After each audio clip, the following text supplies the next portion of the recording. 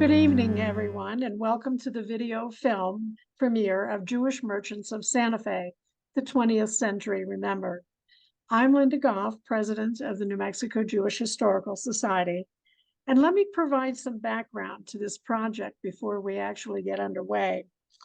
About 2 years ago, Lance Bell, Ron Duncan Hart, and I began a preliminary conversation about undertaking this project. After some leads and lags, it began to take shape. Initial funding came from the then Jewish Federation of New Mexico, and then subsequently the Jewish Community Foundation of New Mexico. So why the Jewish merchants of the 20th century remembered? Many of you tonight know the well-known 19th century Santa Fe Jewish families, such as the Staubs, the Spiegelbergs, Zeckendorfs, and others. However, by comparison, the 20th century Santa Fe Jews is well known, but who played those significant roles in both the business and civic communities? It's our pleasure and privilege to share this story with you tonight. A special warm thanks goes to Lance Bell, Ron Duncan Hart, Gloria Abella Balen, former mayor of Santa Fe, Sam Pick, and Carolyn Silver. Finally, before we get underway, a quick plug for our annual fall conference, which is our signature event, will be held October 21st and 22nd at the Jewish Community Center in Albuquerque. And the theme of this year's conference is History, Genealogy, and Genetics, Unraveling the Present and the Past. So check out our website at www.nmjhs.org for more information, because there's still some time to register. So let me turn things over to my friend and partner in crime, Lance Bell. Thank you, Linda. Forgive me, everyone. I've lost my voice. I'm kind of under the weather, but I want to say you're about to view a very special production. It's going to allow those who remember these steps downtown Santa Fe to have a flashback in time, and it's going to be a window for those who don't remember Santa Fe during that special time in the 40s, 50s, 60s, 70s to kind of see. My favorite part of this production is the voices that you're going to hear from those no longer with us, such as Walter Kahn and also Abe and Marion Silver, and there are others. So with that said, if you have questions, think about them and bring them up at the end, and we'll do our best to answer them. And I want to thank Ron and Linda and Gloria and for allowing this production to get created. It's a wonderful production, so everyone enjoy.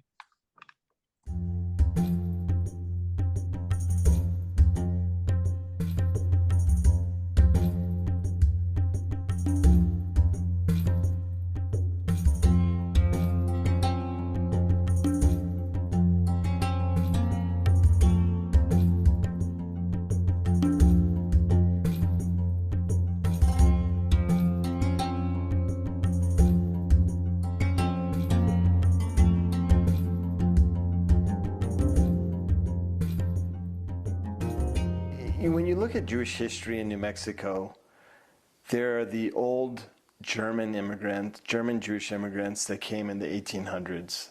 We know the names: the Spiegelbergs, the Staubs, the Ilfelds, the Nordhauses, etc.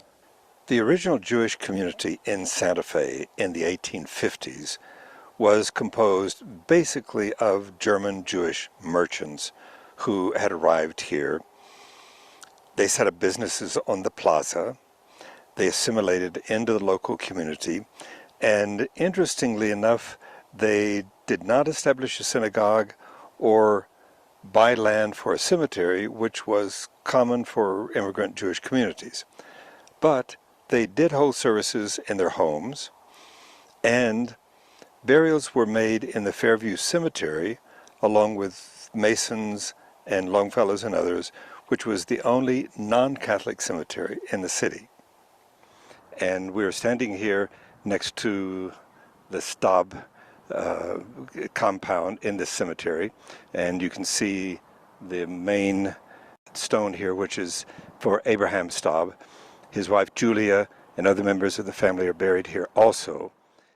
Another important burial here is Arthur Seligman. He was the only Jewish governor of New Mexico, and he is buried here alongside his wife, Franz. The graves in the cemetery give us a little bit of an idea of the early Jewish community in Santa Fe and the role of these merchants in the life of the city. In the 1960s and 70s, Jewish burials shifted to a new cemetery, and the last of the Jewish merchants, like the Bells and the Kahns, are buried here. When I was a kid, I would say 80% of the businesses downtown were operated by Jewish people. You had the Spitzes, and you had the Ganses, and the Booms, the Kahns, the Bells, you know. And Pikerts. what little training I got was from Leah Bell, you know, the pillar of the Jewish community. That was my aunt. She was a whack from Bruns Hospital, but she came from somewhere else, and that was his aunt. Yeah. And between her and Marion, what little education we got came from those two, but Leah was kind of the leader of that group. Yeah. So as a whole, when you look at Santa Fe and all the Jewish merchants that you mentioned, do you think overall they were accepted and respected? What are your thoughts on all of the merchants and the community members that were Jewish? The only show in town. They were respected. They were leaders in town, and whenever they had celebrations at the La Fonda Hotel, you know, the Jewish community was there. Most of the stores downtown Santa Fe were owned by Jewish merchants, and on Yom Kippur, they were closed. And I think a lot of people found that interesting. They would go shopping, and these stores would be closed. The first in my family was Abraham Staub, who is my grandfather, great-grandfather. There are lots of stories about Abraham, and I'm very lucky because I grew up with stories in my family. And Abraham was very successful and set up in Santa Fe on the plaza where there were other German Jewish merchants. Later on, when he became more successful, he went back to Germany, brought back his bride, whose name was Julia Schuster Staub, and lived in a place called Burrow Alley, which is still in Santa Fe. Abraham had always promised Julia he would build her a house like she had had or they had had in Germany. And he did on Palace Avenue. So they moved from Burrow Alley to Palace Avenue to what is now called La Posada Resort and Inn. Over the entrance to the cathedral, there is a triangle with the Hebrew words for God, Yud He, Vav He. Archbishop Lamy, on Saturday night, he would go over to where there was a poker game. And he was very glum one night, and our great-grandfather Abraham asked, "What is the matter?" He said, "I don't think we'll be able to finish the cathedral, and I can't pay you back for what you have lent to the project." Staub said, "I'll get the loan or I'll write you the check," whatever it was, if you put something over the cathedral, and that is the triangle tetragrammaton, the Hebrew writing for God. My grandparents came to Albuquerque in 1905 to work with my grandfather's relatives, the Rosenwald brothers. And then they came to Santa Fe and opened up a department store, which is quite remarkable when you think of how it must have been then. Anyway, it was a very small town. And she bought this building from the Catrins in 1927. What I remember about my great-grandmother, Johanna, she's really the matriarch of our Santa Fe family. Johanna was the one who really managed the store. I mean, she kept it alive after her first husband died. And she was an incredible businesswoman. There's things in the archives that showed that she had run the business, and as soon as her husband had died, they weren't going to give her a loan. There was some letters that said that the bank wouldn't give her a loan because she was a woman. That's why she went back to New York to find a man to help her run the store, and ultimately married him. But she was really the business person behind it all. She was incredible. So. See, I'm a first generation American here. Generation American. So where were They your came parents from Austria and Hungary, and my mother came from Germany. Oh. So I'm a first generation. Why Santa Fe? Huh? Why Santa Fe? Well, that's part of the migration. You know, one of the older brother came out here and got in the business and needed some help, and there was two other brothers that lived in the United States. So he brought them out, one being my father, one being Leo, and then a third brother, Marcel.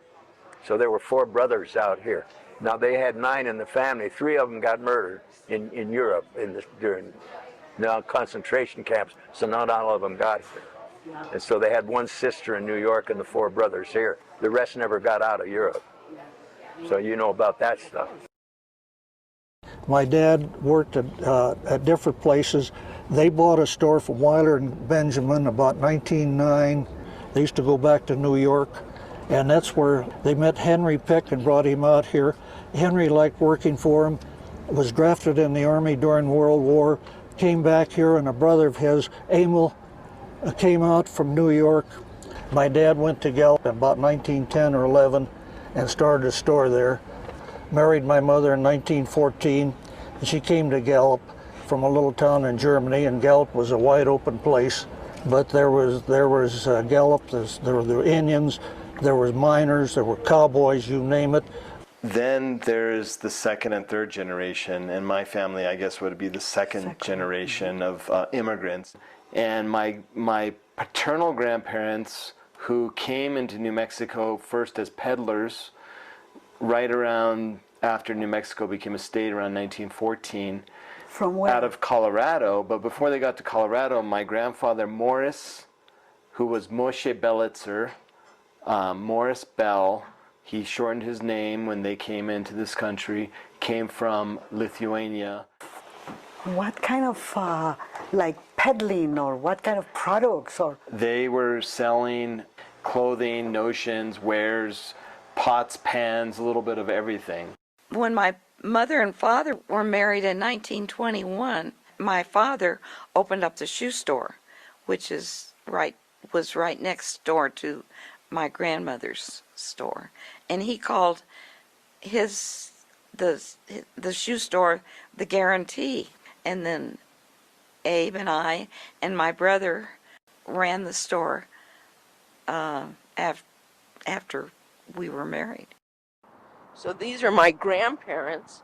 So Barney Pacheski and Pauline Pacheski. Pauline was the daughter of Hannah, and she loved Santa Fe. Worked in the store all of her life. Barney was born on Delancey Street in New York, and his family was in the furrier business. And then Mama met him, my grandmother met him. The Jewish women brought Jewish men back to Santa Fe and worked at the store. And that's how Babu or Barney got here.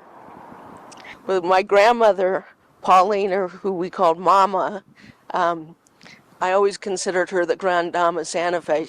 People loved to come up to her, take her out. She was out all the time, almost to the time that she died. She was always greeting people, loving people, always would be in the store even if she wasn't working there anymore. Emil was my father. Marcel was his younger brother, and they were partners in the laundry business. But it goes back even earlier than that. We have an interesting background. Henry Pick was the older brother. He brought my dad out, he brought Marcel out, and Leo. And he had a general store in Lamy, New Mexico. And ultimately, he bought another store in Torero called the Henry Pick Stores. They had a mine up there where the Pecos River was. And when the mines closed, that store closed. But in between that time, in about 1932, Henry Pick was bringing the payroll back from Santa Fe to Pecos to pay his employees, and he stopped by the side of the road and was murdered. Yeah. And they never found out who did it. Well, subsequently to that, my dad married his widow. They did that in the Jewish religion many years ago. I have a copy of the original minutes of the Santa Fe Jewish Temple in 1946. 46. See, I was It 10 says right years there. old. Well, it says Emil Pick. Emil had the money. Emil was a businessman. Emil brought the cons in from Gallup. You know, Oh, put he them was in the. He involved. put them in the cons. He put them in the shoe store. We came here in 1935 and started a shoe store. My dad went to see Henry Pick, who had whom they had brought out from New York. We had helped the Picks get started, and they had a wine store up at Torero and made a lot of money out of it. Henry Pick was killed in a holdup, taking a payroll up the Pecos to Torero, and Emil Pick, his brother, took his place. So my dad saw Emil, and Emil knew all about it. Says, "Go ahead, Gus." So we started the store, and we've been here ever since. My grandmother loved to play poker, and that Saturday night, their friends would get together, and then my grandmother went to New York to shop, and sometimes she'd be gone for a month. Tough lady. Loved her. It was such a small town that you couldn't have more than one dress alike, even if it cost $2.98. There was a story she told about a judge's wife. Her name was Mrs. Wright. And one day she was walking by the store, and she saw a dress in the window, and she came in and she said, "Mrs. Blatt, you'll have to send that dress back. I just bought one just like it in El Paso." Across the street is the La Fonda Hotel, and there were some houses along here. Mrs. Kisov said she was born in one of those houses. She is long since dead, but the La Fonda now belongs to Sam Ballin. Actually, no, it's on Grand Avenue. I guess everybody is just about here, but across the street where it says Bear Trading, Mrs. Blatt had a ladies ready-to-wear shop when we came here called Blatt Incorporated. Right next to that is what used to be the Capital Pharmacy that was owned by Louis Gardetsky, and he did very well. It was quite an establishment, and Louis was well known.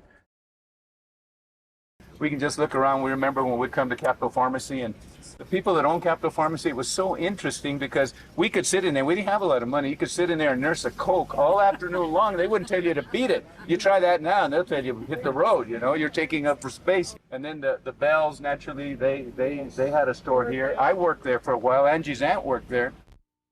At that time, there was no temple, no formal Jewish religious life. There were about 10 Jewish families who made up the community. Names like Gans, Livingston, Teichert, Kahn, Kempenek, Bell, Pick, and my family, the Blatts and the Pacheskis. The families held services in their homes, but not on a regular basis. My father, who had grown up in New York, often led the services. He was a cantor, trained cantor. He did most of the services that were out at the Brums Hospital because there wasn't a rabbi available. And before we had the temple, he led most of the services in families' homes.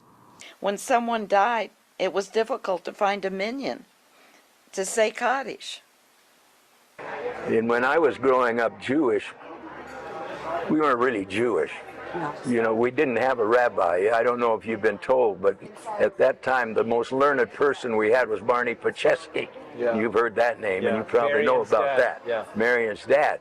And so they had the Friday night services in his living room, and he did the talking and all that. And the only thing we kids cared about was the wine, you know.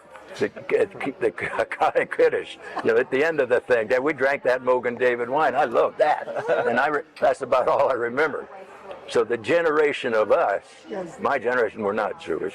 You know, I practiced being a Jew for a while, here in Santa Fe. Well, I went to Temple, and I got to be a vice president of the board of directors of Temple Beth Shalom. Well, it was probably been in the late 60s, early 70s. I can't remember. What the funny story was, is we had a 13-person board of directors. And Neil Goldberg, have you ever heard that name? He was our doctor here, and he was our president. And he apparently was not used to 13 Jews with 13 opinions. So he couldn't handle the meetings. So one Saturday, he says, "The hell with this." He walked out. I ended up being the president, and I didn't even know how to spell Jew. You know, I'm sitting up there, say, "What the hell is this all about?" I never learned Hebrew or anything else, but I did it for my dad. My mother and some other women started a Saturday school. Some of the older boys were Sam and Henry Pick, and then Rabbi Shur from Albuquerque would come up once a month to help start learning Hebrew. I want to say this, that my grandparents, all of my grandparents, were very proud of their Judaism, and although they changed their names, they were all cut from a very Orthodox families in the old country. Sure. But when they came to the United States, they looked to assimilate like a lot of people. Despite the lack of formal education, I always had a deep sense of my own religion. I used to laughingly tell my folks that I had to fight for my religion. Later, the rabbis from Albuquerque came up about twice a month, and I was confirmed at Temple Albert.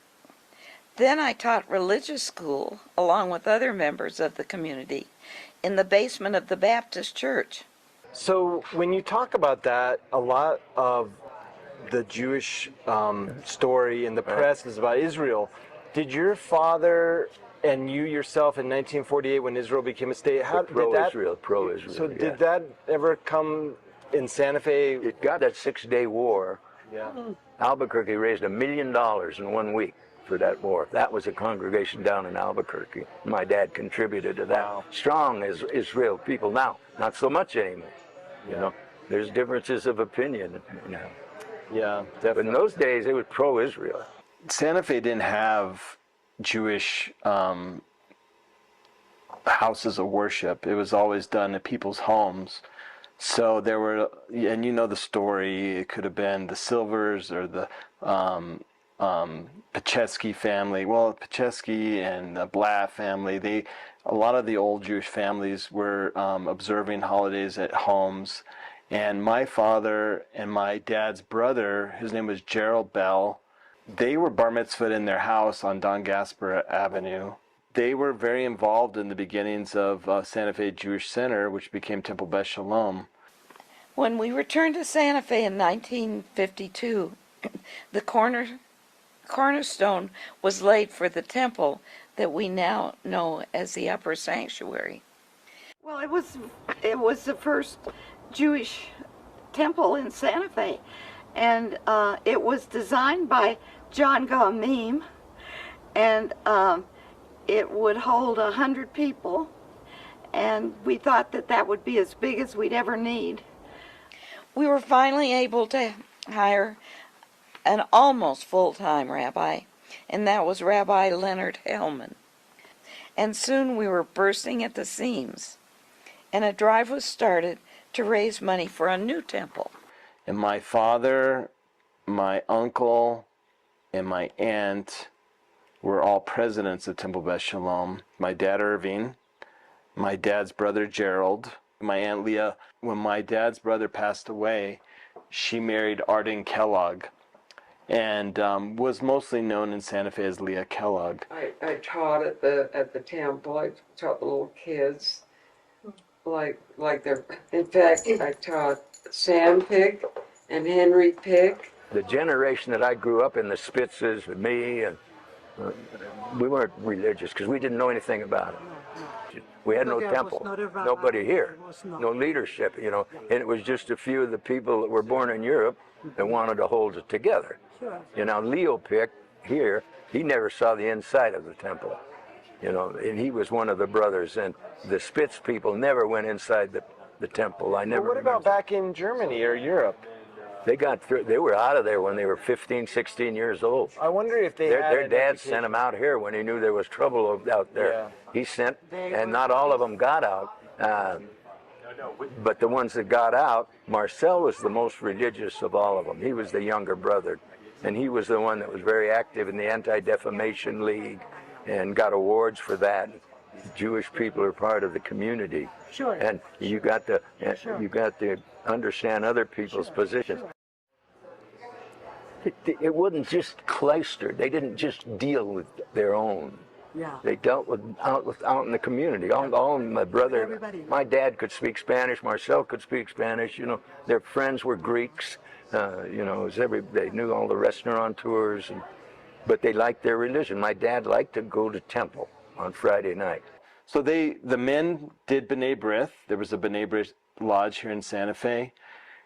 The women obviously were very big with Hadassah, and almost all my family, my grandmother and my aunt, and were presidents of Hadassah. My mom was a member of Hadassah here in Santa Fe.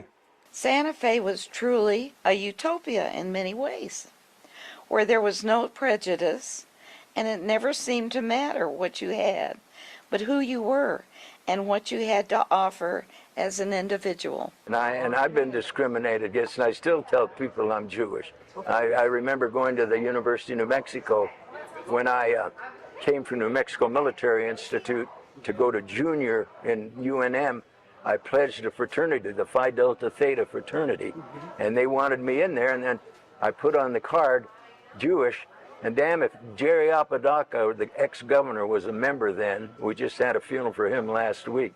He pulls me out and he says, "Man, I'm sorry, the charter doesn't let Jews in there." Oh my God. Yeah, yeah, that happened in 55, 56. No. And so they... What did you feel? Well, I felt badly at that, you know, first time I had been discriminated against, but they changed that charter as a result of me not being allowed to go in there. So overall, that never was an issue, being a Jewish mayor. No. It was just... People were accepted. When I was a state Democratic chairman, the person who got the largest percentage of votes was a black guy, Tom, who won as the state auditor down in Albuquerque. I'm not sure. New Mexico is a very open state. They're not as racist as... No. I think it's worse now than it ever was. Yeah. But not when I was growing up. It's a very special place. You know, the city different. I guess we all fit in a different way. Our building was owned by Julius Gans, who came out here after World War I and went in business over here where part of Packard's is. And one of the Spiegelbergs, Willie Spiegelberg, was a big help to him. And his business grew, so he moved across the street. And in 1921 or 22, he bought that building for either 17 or 19,000 bucks, which, as I've said before, was a lot of money. And next to him, that was Spitz's jewelry store. And Solomon Spitz started that business. It was a jewelry store along about 1875, 1876, 78. I'm not exactly sure. And right next door to the Gans building was the Spitz jewelry store, and they were very successful jewelers, had a wonderful store. They were the only place in town that you could get fine china, fine jewelry, silverware, wedding presents, and they had a clock in front of their store, and they have donated that to the city. It's the clock that's over there in front of the Fine Arts Museum. When you were mayor, what other exciting things happened? Like any interesting, like Prince Charles, I remember he came to Santa Fe. Dalai Lama came to Santa Fe. You know, I have So a picture with him and the Dalai Lama, a very materialistic kind of a guy. He brought his entourage with him. They showed up with so many bags of crap they bought around here. Yeah, we're all the same. He's a very nice guy, you know. But I traveled around the country promoting a cologne called the Santa Fe Cologne. I remember that cologne. And I went to New York City when they released the cologne, and I'd had 3 or 4 drinks. Now, it was really funny that day when I talked. So they fired the group that they were going to have to travel around the country, and they hired me. And I was the mayor, and I said, what the hell am I going to get about that? He said, well, we'll give you $25,000 and fly you around the country to promote the Santa Fe Cologne. And I said, well, I'll do that, but I took the $25,000, I donated it to the Fiesta Councils. He being Jewish, gave it to the Catholics to start the Fiesta Foundation. But you did very good for Santa Fe. I did. I built it up a lot. No, I think I built tourism up a lot, but then I got accused of being a part of the class society, the very rich and the very poor, which I really had nothing to do with. People were going to move here anyway, but so they got tired of me after 10 years. You know, I don't have to run anymore. You were mayor twice. Twice, means... and then I was appointed once. Yeah. Right across the street here, I'd like to mention where the 5 and 10 dime is. That was Mendel Goodman had a men's store there, MG, and he was one heck of a nice guy. We'll move down the street a little ways and continue this. That first building, Old Man Solomon had a department store there, but he sold the store to Louis Rosen and Rose Rosen. Louis Rosen used to, if you had a yard site, a memorial time for someone who died, Louis would conduct the yard site.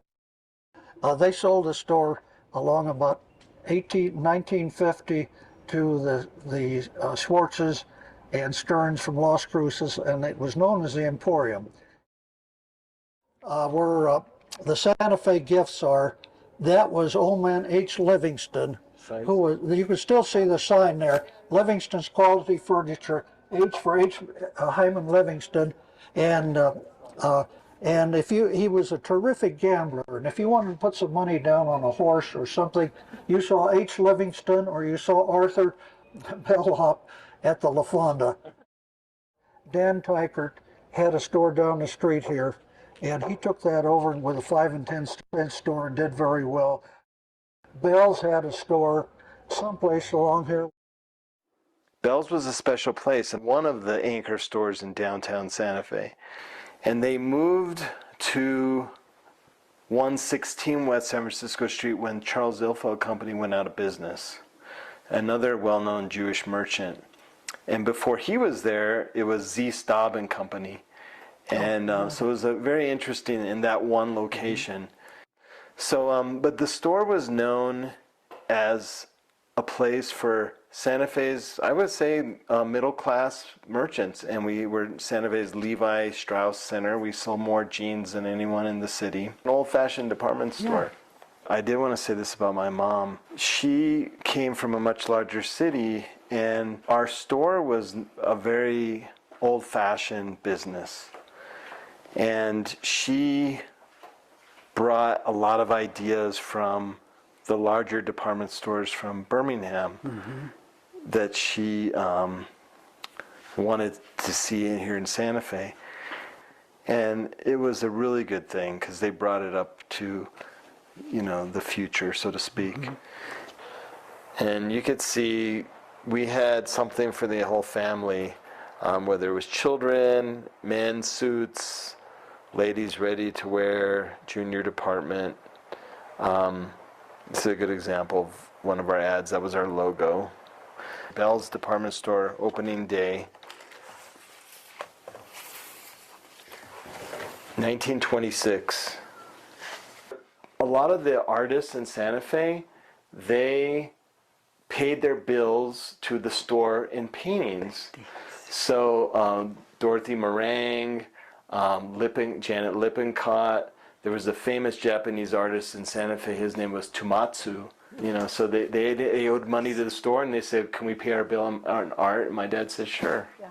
When we closed the store, I remember to this day, we locked the door for the last time I put my hand up on the wall and I said goodbye to that building. I was very sad, but because I wish my dad would have lived to have seen it himself. Like, I mean, just to close the doors himself. I love this picture of my dad because he's walking down San Francisco Street. You can see the Spitz clock when it used to be on San Francisco Street. Now it's on the other side of the plaza. Yeah, we all talk about experiences.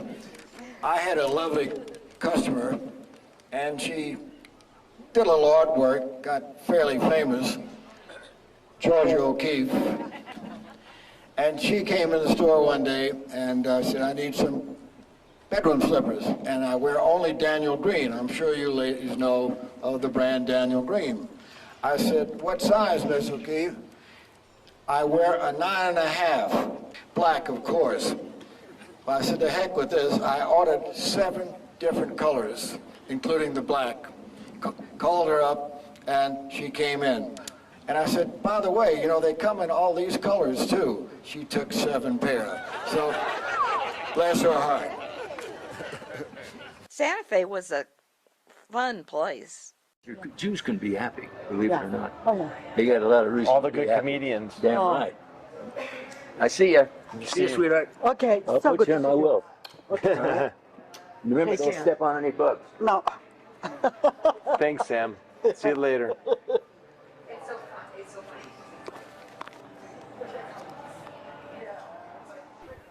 Jewish merchants had a major role in the economic and cultural life of Santa Fe throughout the 20th century. Joanna Blatt opened the White House clothing store in this building in 1912, and the Pacheskis and Silvers had stores there throughout the century. El Pavon was at the end of the block. La Fonda Hotel was next, and Sam and Ethel Ballin made it a cornerstone of Santa Fe's social life in the last half of the century. Ms. Blatt also had a women's clothing store across the street on the corner, and Louis Gardeski's Capital Pharmacy was next to it. Julius Gann's Indian Arts and Crafts store was next, which later became Kahn's shoe store. The building anchoring the middle of the block was the old Spiegelberg building, where the Spiegelbergs and Staubs originally had businesses. They were replaced by Solomon Spitz Jewelry and the Seligman's men's store. Down San Francisco Street was Mendel Goodman's men's store, the Louis and Rose Rosen's Emporium, La Tienda, Irving Bell's department store, Taggart's Five and Dime, Chaim Livingston's Furniture, and Gold's Trading Post, among others. Although the legacy is less visible today, the aura of memory lingers around the plaza for those who lived this golden age of Jewish merchants in Santa Fe.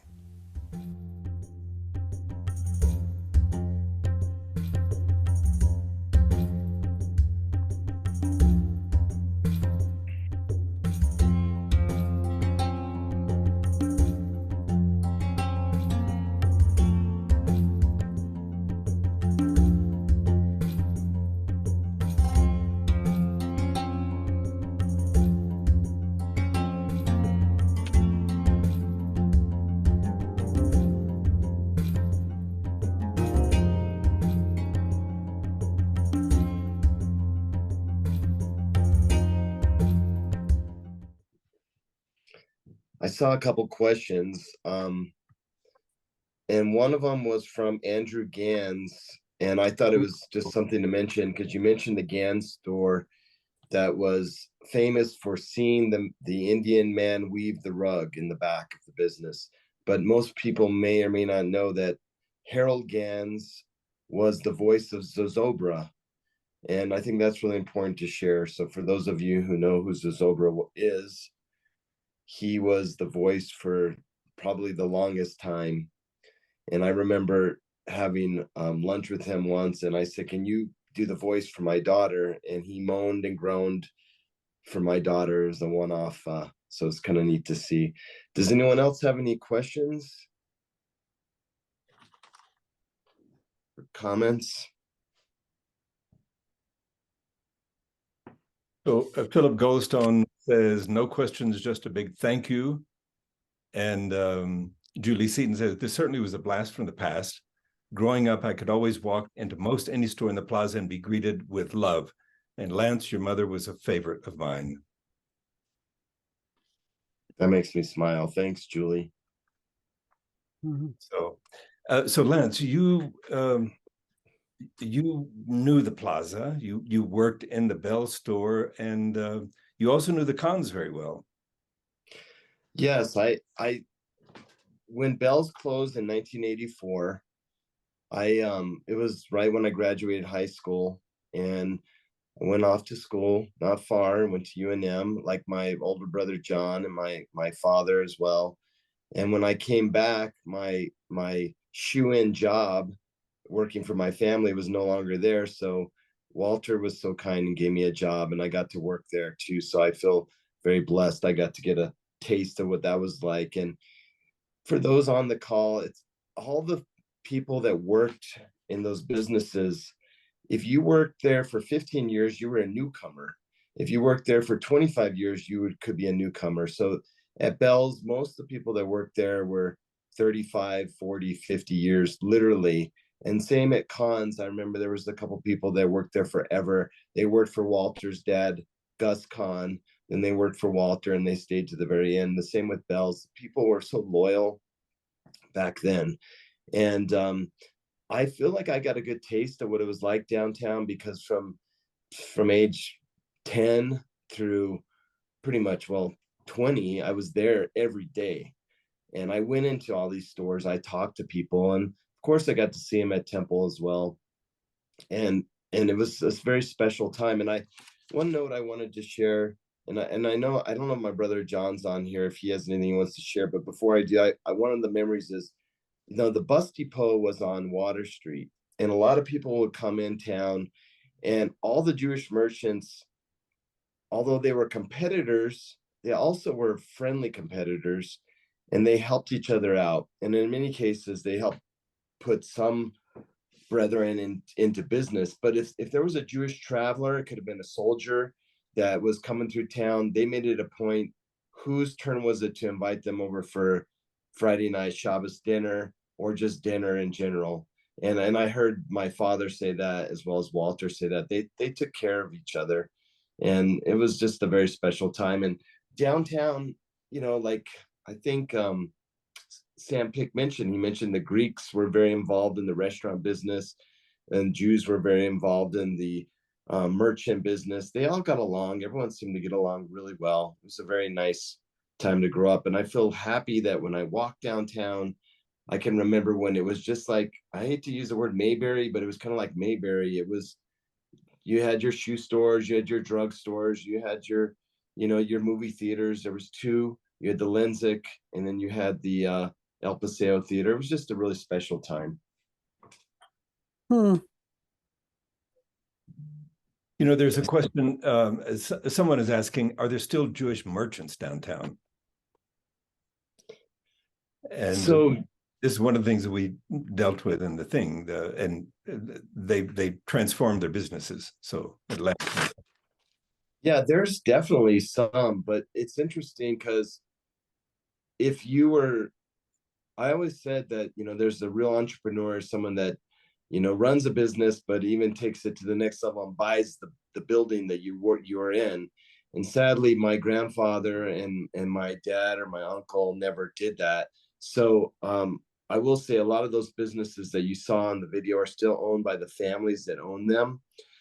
And there's certainly Jewish merchants downtown. I just don't know offhand. I can't think of one actually that, I know there are some running some of the businesses, stores downtown, but it's not the way it was back in the day. Lance, what about the Vorenbergs? They're Jewish. Yeah, the Vorenbergs have a jewelry store on Canyon Road. Teresa Vorenberg. So yes, definitely that's one that comes to mind. And back in the day, when Santa Fe boomed as a big art center in the 80s, Elaine Horwich Gallery was one of the most well-known galleries. It was on Palace, and there was other Jewish gallery owners like Hushang's gallery. He was a Persian Jewish guy he just closed, actually. He was there forever and ever. He was at the Firestone building on Alameda Street, and then he moved down to the plaza. But also Haagen-Dazs, that was started by a Jewish couple. And the winery, for those listening who know, the winery restaurant that's now the Collected Works bookstore was run by Richard Heller, who that was such a great little restaurant down in that corner. Any other questions there, Ron? Aaron Moskowitz asks that, of the early families, they all had children. And can you talk a little bit about where the children are? And one of the interesting things that's not in the film, but that Gardeski's pharmacy, which was next door to the Gans and the Spitz. Now let me correct me if I'm not correct in this, but Louis Gardeski's wife was the daughter of the Spitz family, which was the second store down. Is that because there was I'm not sure. There was intermarriage between some of the families there, which I thought was also interesting because it's a small Jewish community, and of course you're going to get intermarriage, and yeah.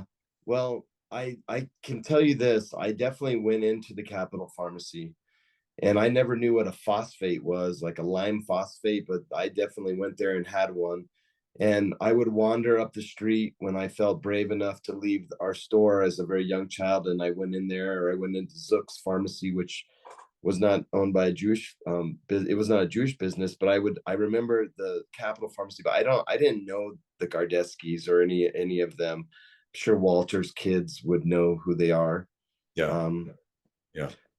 But the kids, Aaron, to answer Aaron's questions, I mean, the Sunday school, we definitely interacted, and I see Julie Seaton.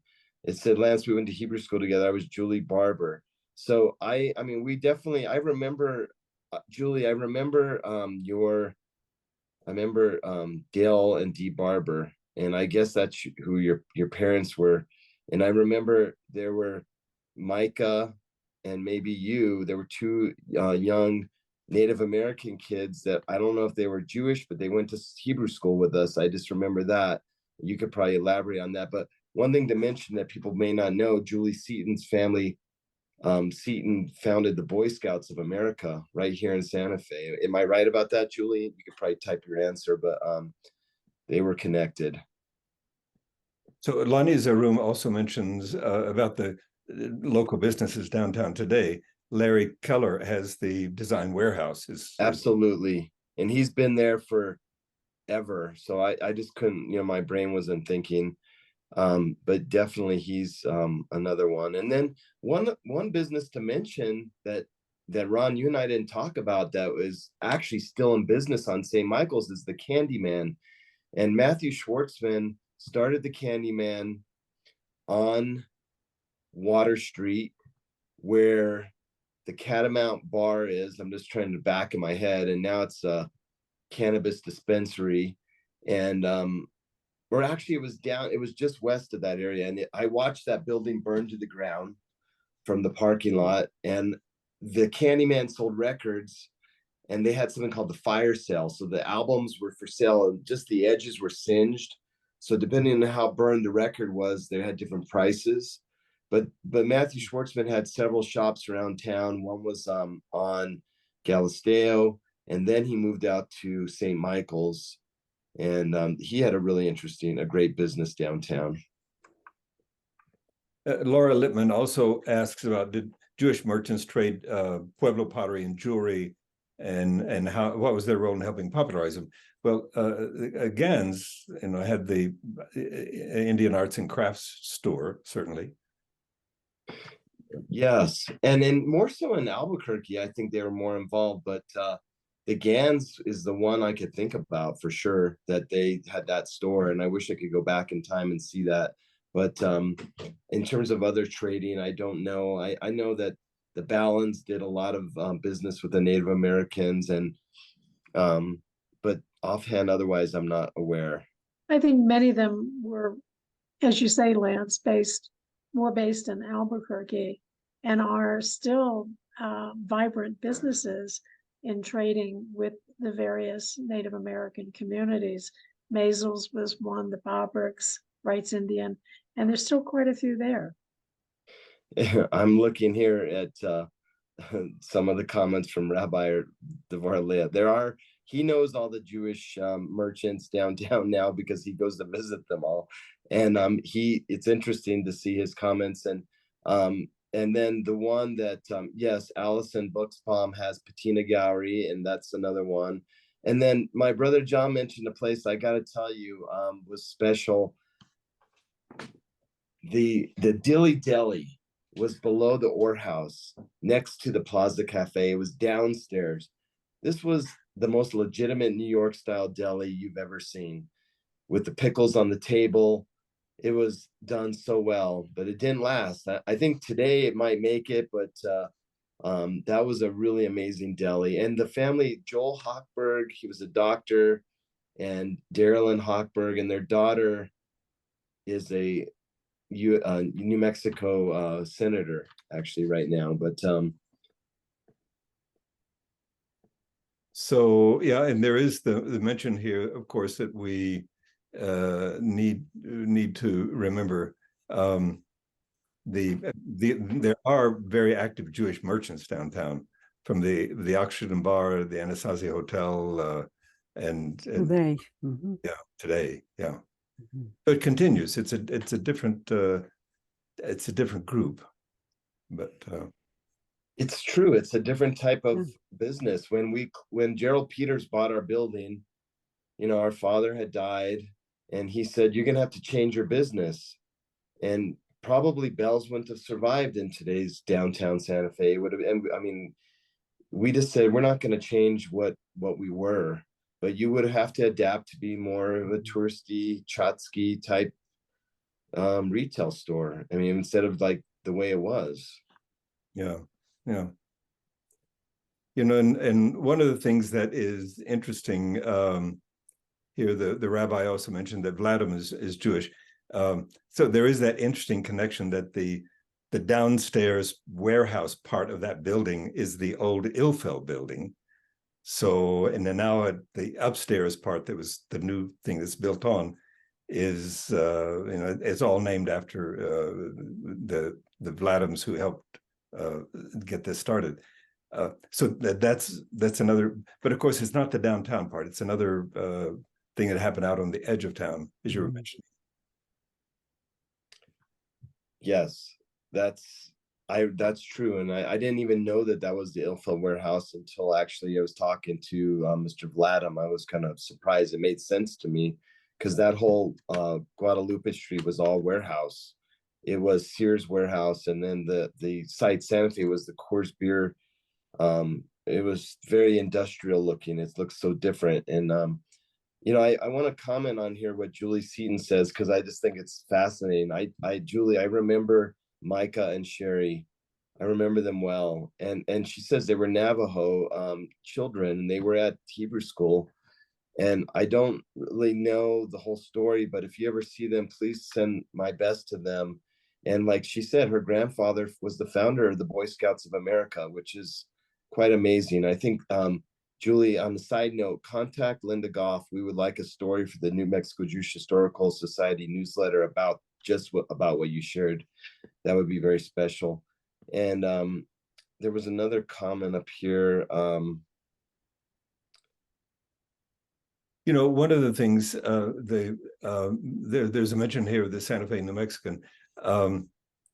Early on in this process, at the end of the 1800s and getting to right at the beginning of the 1900s, there was a Jewish owner of the Santa Fe New Mexican at that time, but that doesn't really get into our story, of the merchants downtown.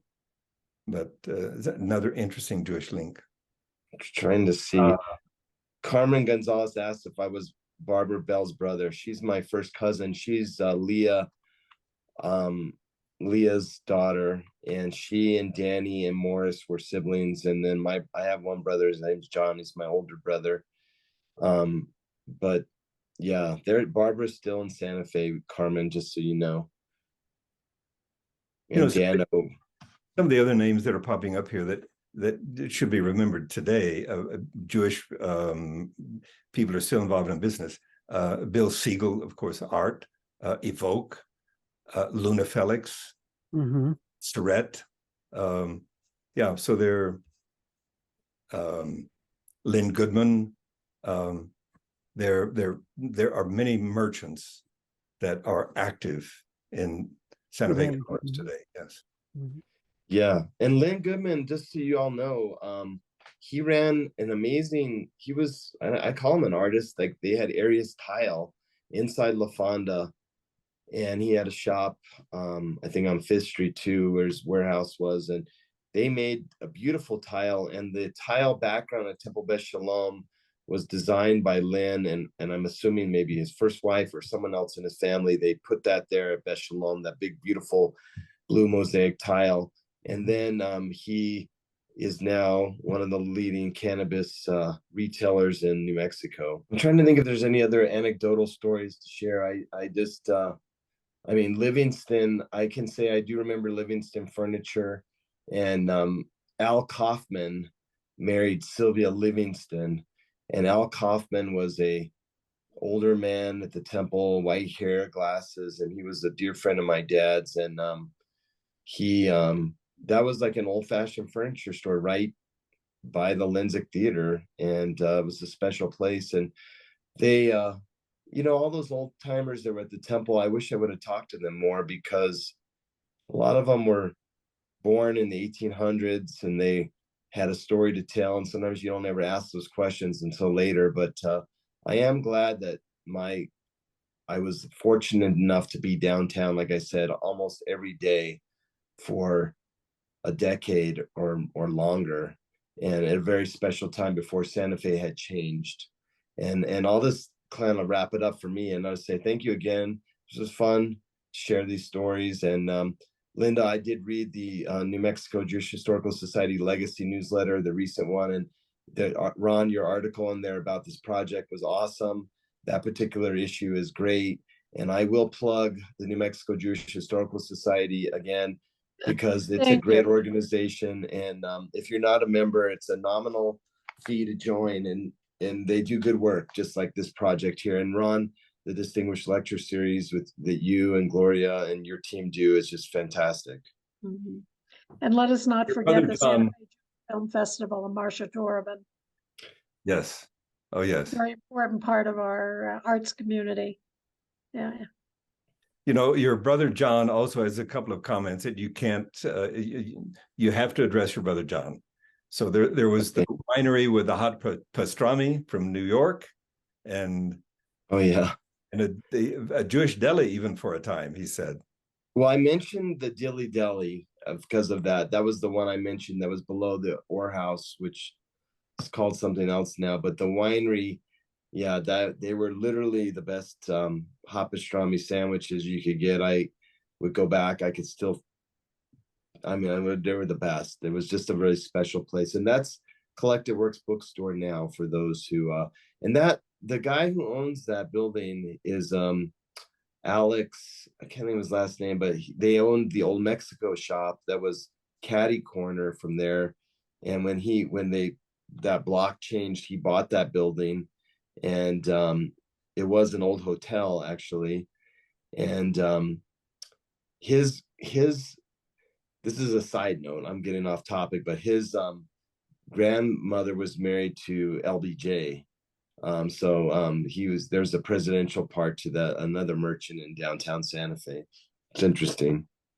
Well, this has been a real joy to work on with, and Gloria, who's kind of the quiet person in the background, but she was one doing all the interviewing. You probably heard her voice in the background in the various interviews. Yeah, if I may also mention, Ron and Gloria and Lance, that it is on the drawing board of the New Mexico Jewish Historical Society to begin work on a new publication on Jewish Santa Fe. And those of us around the screen and a few more who aren't are going to be working together over the next year or two to make that happen. So this film has been the first step in that direction, and it's been a wonderful step to a beginning journey. Thank you all for everyone for what you've done to make this happen. Thank you, Linda. Thank you. Thank you. Thank you, everyone, for joining us. It's been fun and a pleasure. And stay tuned for the next series of programs from the Distinguished Lecture Series, from the New Mexico Jewish Historical Society, and others. Have a good evening.